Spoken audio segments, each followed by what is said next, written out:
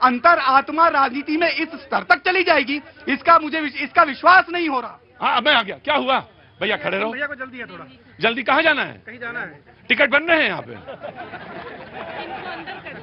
अरे इनको अंदर कर दें तो हम सारे लोग बाहर हो जाएंगे। ठीक है, हल्का ही रखा करो, शाम है मुझे मालूम है, हल्का ही रखो। तो अगर ज्यादा दिक्कत है तो पानी वानी का इंतजाम करो, आ रहा हूं मैं भी। जी आपका पूरी बात करूं। मैं अपनी बात पूरी कर लूं।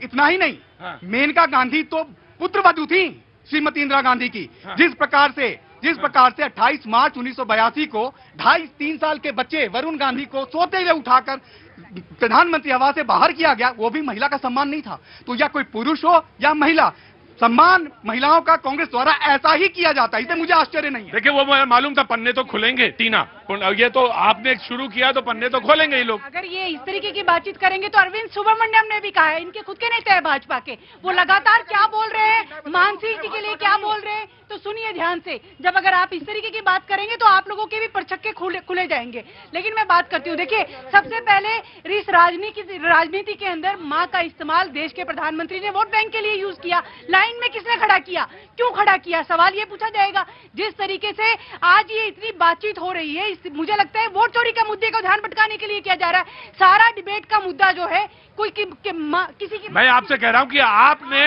मैं आ गया। मैं ये कह रहा हूं कि आपको कहना चाहिए था कि बिहार में जीएसटी कलेक्शन कितना है ये पता चले। सबसे आखिर नीचे है जीएसटी कलेक्शन में बिहार। आपको ये कहना चाहिए था कि महिलाओं की स्थिति, पुरुषों की स्थिति, नवयुवक की स्थिति, नौकरी की स्थिति, आप क्यों गए उनकी बीच में खेलने जब मालूम है वसीम बकार वहां मौजूद है। मुझे लगता है कि बार बार ये कहना कि कांग्रेस ने गाली दी, कांग्रेस ने किसी असामाजिक तत्व ने गाली दी, कांग्रेस ने गाली नहीं दी, इसलिए ये कहना बंद करिए कि कांग्रेस ने गालियां दी। ये जो आम आदमी पार्टी के प्रवक्ता कह रहे हैं कि कांग्रेस ने गाली नहीं दी, लेकिन एआई वीडियो जारी करके उसको इनकैश कराने के लिए कांग्रेस सबसे पहले आई, उसी गाली को इनकैश करा रहे हैं ना। और वोट चोरी का मामला अगर इनके लिए इतना ही बड़ा है और इतना ही सही है तो मद्रास हाई कोर्ट ने क्या कहा वो सबने देख लिया। हलफनामा क्यों नहीं दे रहे हैं राहुल गांधी जी, अगर इनको अपनी बातों पे इतना ही विश्वास है तो। टीना जी इसका भी जवाब दीजिए। मैं बिल्कुल आ रहा। अरे रुको, आ गया ये। अरे रुको, गुप्ता जी। जी सर। कहाँ से आना हुआ सर? सर फरीदाबाद से। क्या काम करते हैं सर? सर सेल्स मैनेजर हूँ। Sales manager. सेल्स वो जॉब होता है जिसको सबसे ज्यादा इंटरेक्शन होता है, सबसे ज्यादा लोगों से वो मिलते हैं, सबसे ज्यादा लोगों से बात करें। हालांकि कवियों से कम, कवि सबसे ज्यादा देखते हैं। जी नमस्ते, दोनों लोगों को बहुत बहुत प्रणाम है। बीजेपी के प्रवक्ता लोग हैं, पीछे से डिबेट खत्म करके आ जाते हैं सारे लोग यहीं। उड़ जहाज को पंछी पुनः जहाज पे आवे, तो कहीं से भी उड़ के आए वो आएंगे यहीं पे। नमस्ते सर, क्या नाम है आपका? दिनेश पांडे। दिनेश जी, आपने बता दिया सेल्स में है, इधर कैसे आना हुआ? सर यहाँ पे एलसी खुलवाने आया था। अपना सेल्स वाला आदमी होता है, बहुत पक्का होता है, उसको सब कुछ पता होता है। जी जनाब, क्या कहना चाहते हैं, बोलिए। कहाँ के रहने वाले हैं? उत्तर प्रदेश, इलाहाबाद से। इलाहाबाद से, मतलब पूर्वांचल के हैं आप। जी बोलिए। मैं ये कहना चाहता हूँ, ये विचार इन्होंने इसको गाली दिया, उसको गाली दिया। आज के देश में देश की स्थिति क्या है उस पर कोई चर्चा नहीं कर रहा है। परेशानी कहाँ हो रही है, नौकरी में कहाँ जा रहे हैं, पर्चे भरे जाते हैं, फॉर्म भरे जाते हैं, साल साल तक पेपर नहीं होते, उस पर कोई चर्चा नहीं कर रहा। सभी पार्टियों को उस पे आना चाहिए, क्योंकि सभी को ये मतलब सभी क्या मुश्किल है। मुझे आज एक नवयुवक मिला, बोला सर मैं कॉम्पिटिटिव एग्जाम्स की तैयारी करता हूं बाबूजी। बोले मुझे 5 फॉर्म भरने पड़ जाएं तो यकीन मानिए एक फॉर्म की कीमत इतनी है कि मुझे 5 फॉर्म खरीदने के लिए मुझे पैसा कर्ज ही लेना पड़ेगा या पिताजी से कहना पड़ेगा, और पिताजी मना कर देंगे, मेरा बजट नहीं है। चर्चा ये होनी चाहिए, चर्चा इस पर बात होनी चाहिए कि अभी तक इस सिस्टम पे क्यों नहीं बना। सिस्टम पे ये भी बात होनी चाहिए कि किसान जो है उसका बेटा तो यहां खड़ा है क्योंकि वो जगह जगह काम करता है, खाद की उसको परेशानी है, बाप को परेशानी है क्योंकि खेत पे खरीफ की फसल खड़ी हो गई। रुको चाचा, इमारत देख रहा हूं मैं।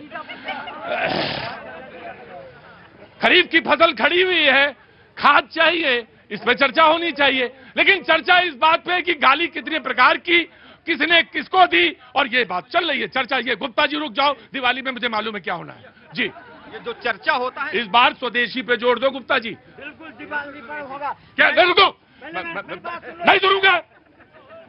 काबिल, मेरी बात सुनो। इस बार जो भी गिफ्ट आए, जो भी गिफ्ट दो, अपना ही वाला बनाओ कुछ हिसाब किताब, जिसमें एक दूसरे चले मार्केट में। आपके बार स्वदेशी चलेगा, कैसे चलेगा? बनाया हो कुछ? सहयोग से चलेगा। और सब अगर ऐसे आप कहे ना, उन्होंने बेरोजगारी की बात, जब उन बेरोजगारी की बारी की बात आती है, मलेशिया भाग जाते हैं। क्यों नहीं बात करते हो?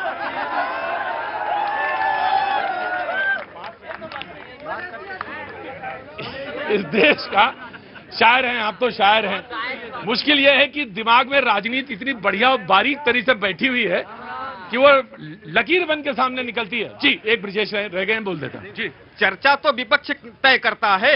विपक्ष जब नकारात्मक राजनीति कर रहा है तो सकारात्मक चर्चा। नहीं भाई, आप भी नहीं, मैं ये नहीं मानता। आपको अपनी सपाट रेखा खरीदने, आपने धीरे से आपने भी कहा कि सुनो भाई, तुमने अगर ये सपने वाली बात कही है तो मैं भी नेहरू जी वाली बात सपने में कह सकता हूं। तुमने भी हल्के से फुलझड़ी तो दी है, तुमने भी। हाँ जी, मैं उस आजाद भारत के इतिहास में जो अभी गाली की बात हो रही है, मुझे कोई एक उदाहरण बता दीजिए जिस प्रधानमंत्री के नाम लेकर उसकी मां को गाली दिया गया हो। मुझे एक कोई उदाहरण नहीं है, कोई उदाहरण नहीं है। और ये गाली दिया क्यों जा रहा है, इस पर चर्चा करना जरूरी है। जब जिस पार्टी का मुखिया कह रहा है कि नरेंद्र मोदी को, इसलिए गाली दी जा रही है कि उन्हें मोदी जी पसंद नहीं है। नहीं, मैं बता रहा हूँ। हाँ, मोदी जी क्यों नहीं पसंद है? क्योंकि मोदी जी 11 साल से प्रधानमंत्री बन के बैठे हैं और जो सपना देख रहा हो कि मलाई चाटने का अधिकार तो सिर्फ मेरा है, और जो मेवा पकवान खा रहा हो, राहुल गांधी खुद कह रहे थे एक जगह कि मैं तो सत्ता में पैदा हुआ हूँ, मजबूरी ये है मेरी।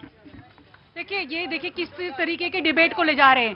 सीधा सवाल ये है, अगर बात करें युवाओं के रोजगार की तो लाठी डंडे पड़ेंगे, खाद की बात करेंगे तो लाठी डंडे पड़ेंगे, ये सच्चाई है। अब आ गए हैं तुम, अब आओ इसमें। और रोजगार की बात करेंगे तब भी लाठी डंडे होंगे, कितनी भी बात करें। लेकिन तो इसके लिए इसको बोलने से पहले तुम्हें यह कहना पड़ेगा जो मैंने सवेरे ट्वीट किया था वो गलती हो गई, उसको माफी, उसको वहां से डिलीट करेंगे और अब हम ये खाद पानी बिजली इस पर बात करेंगे। पहले डिलीट करो वहां पे, तब इसकी बात, क्योंकि अख्तियार नहीं है बोलने का।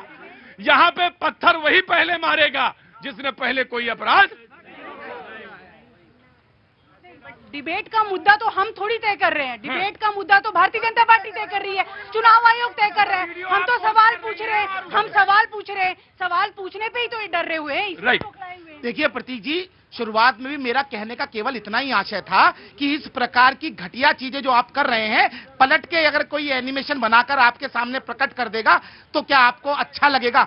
मैं ये पूछना चाहता हूं, माँ तो सबकी पूजनीय होती है और वो माँ जिसने इस देश को ऐसा लाल दिया। भाई आप ये बताइए, आपने फिर वो बनाया क्यों था? वो क्यों बोला था कि इधर से आलू डालो, पता नहीं उधर क्या निकलता है?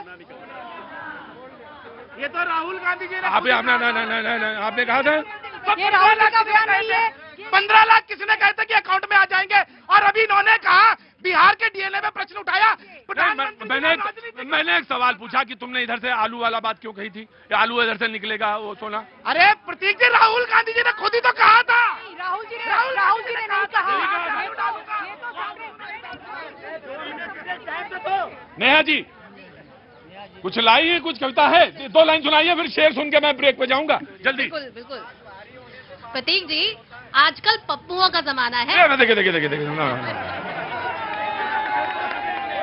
कोई शेर है आपके पास? सर, मन की बात कहे गुलजारी, मन की बात कहे गुलजारी, मीठी बानी बोल, मीठी बानी बोल, पुरखों ने ही बतलाई है बात यही अनमोल। पुरखों ने भी बात बताई है ये अनमोल। जी नेहा जी, वेरी क्विक, जल्दी वेरी क्विक। वक्त अभी छोटे से ब्रेक का।